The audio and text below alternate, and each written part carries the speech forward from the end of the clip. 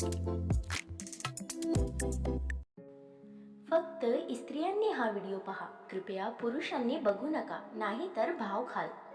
एका सोसायटीमध्ये happy marriage लाईफवर एक कॉम्पिटिशन चालू होते. त्यात बरेच कपल्सने पार्टिसिपेट केला होता. ते कॉम्पिटिशनचे मुख्य अतिथी एक सोसायटीतील वृद्ध आजोबा होते.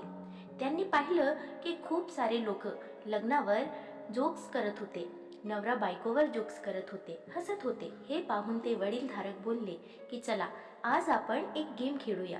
सगळे इंटरेस्ट घेऊन त्यांच्याकडे पाहू लागले की काय असेल हा गेम, आणि त्यांनी त्या गेमला सुरुवात केली. त्यांनी एका लग्न झालेली मुलीला स्टेजवर बोलावलं. ते तिला बोलले की तुझ्या जवळची व्यक्ती जे तुला तुझ्या आयुष्यात इम्पॉर्टंट वाटतात त्यांचे नाव इथे या ब्लॅकबोर्डवर लिही. कमीत कमी 25 ते 30 नाव लिही. मुलींनी फळावर नाव लिहायला सुरुवात केली. पहिले तिने तिचे कुटुंबातले लोकांचे नाव लिहिले, मग मित्रांचे नाव लिहिले, मग शेजारच्या लोकांचे नाव लिहिले, मग तिचे ऑफिसमधले काही लोकांचे नाव लिहिले. असे तिने 30 ते 35 लोकांचे नाव फळावर लिहिले. आता मुख्य गेमची सुरुवात झाली.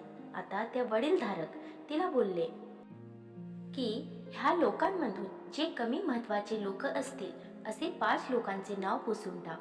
मुलीने तिचे ऑफिसमधले काही लोकांचे म्हणजे तिचे ऑफिसमधले काही व्यक्तींचे नाव पुसून टाकले.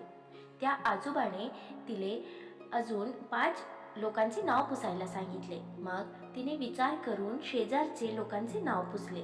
आता गेम जरा गंभीर स्थितीवर पोहोचला.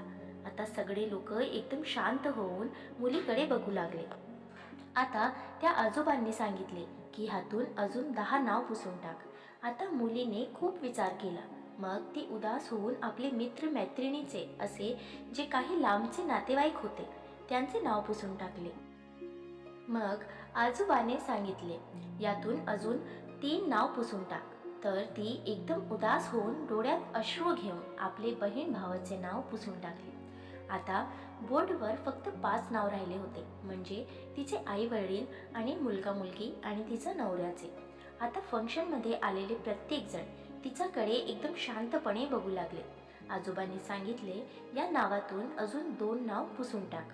आता ती जोरात रडू लागली आणि खूप उदास झाली. गेम तर ती खेळत होती, पण तिथे उपस्थित प्रत्येक लोकांचा डोळ्यामध्ये अश्रू आलेले होते आणि सगळ्यांचे हृदय जोरात धडधडत होते. आता मुलीचा रडू आवरत नव्हता, कारण ती हे विचार करत होती हे 5 माणसं माझ्या आयुष्यात खूपच महत्त्वाची आहेत. त्यांच्यातून मी कुणाचं नाव पुसू. मग तिने काळीजवर दगड ठेवून स्वतःचे आईवडिलांचं नाव पुसला. तिथे जमले सगळे लोक शांत होऊन गेले, कारण गेम तर ती मुलगी खेळत होती, पण तिचा परिणाम सगळ्यांवर होत होता. त्याचा आता बोर्डवर तिथं फक्त तिचे मुलगी आणि मुलाचे नाव आणि त्याचे नवऱ्याचे नाव होते. आजोबांनी सांगितलं की ह्यातून अजून 2 नाव पुसून टाक. बोर्डवर फक्त एकच नाव राहू दे. ती मुलगी शॉक होऊन गेली आणि ती डायरेक्ट खाली बसून गेली की आता मी काय करू. जसे की कोणी खरंच तिला त्या तिघांपैकी कोणी एक निवडायला सांगते. मग आजोबांनी खूप सांगितले. मग तिने खूप विचार केला. त्यानंतर तिने तिचे मुलांची नावे पुसून टाकली. मग आजोबांनी तिला विचारले की तू असं का केलंस. ज्या आई वडिलांनी तुला जन्म दिला, तुझा पालन पोषण केलं, त्यांचे नाव पुसून टाकले, आणि ज्या मुलांना तू स्वतः जन्म दिला त्यांचे हे नाव तू पुसून टाकले, आणि फक्त तुझा नवऱ्याचं नाव राहून दिलं.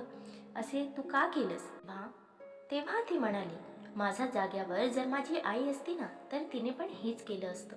मला माझी आईने शिकवलं होतं की आई वडील नेहमी तुझ्यासोबत नाही राहणार, आणि मुलं ते पण त्यांच्या लग्नानंतर बहुतेक तुझी पर्वा नाही करणार, पण तुझ्या जीवनाच्या तुझ्या शरीराचा अर्धा भाग म्हणून जो नेहमी तुझ्यासोबत राहील. फक्त तुझा नवरा म्हणून मी माझ्या नवऱ्याचं नाव राहून दिलं. यावर तो आजोबा म्हणाले की आता थोड्या वेळा अगोदर तुम्ही नवरा बायकोवर जोक्स करत होते आणि हसत होते. आता कळलं की नवरा बायकोचं नातं सारखं ह्या जगात दुसरं कोणीच नातं नाही. हे ऐकून सगळे लोकांची मान लाजने खाली गेली होती. पण त्या मुलीची हिंमतवर आणि तिची विचारांवर सगळ्यांनी तिचे टाळ्यांनी कौतुक केले. मित्रांनो, तुम्हाला ही कथा कशी वाटली कमेंट करून नक्की सांगा. व्हिडिओ आवडल्यास लाईक शेअर करायला विसरू नका आणि अशी छान छान कथासाठी चॅनलला सबस्क्राईब नक्की करा. धन्यवाद.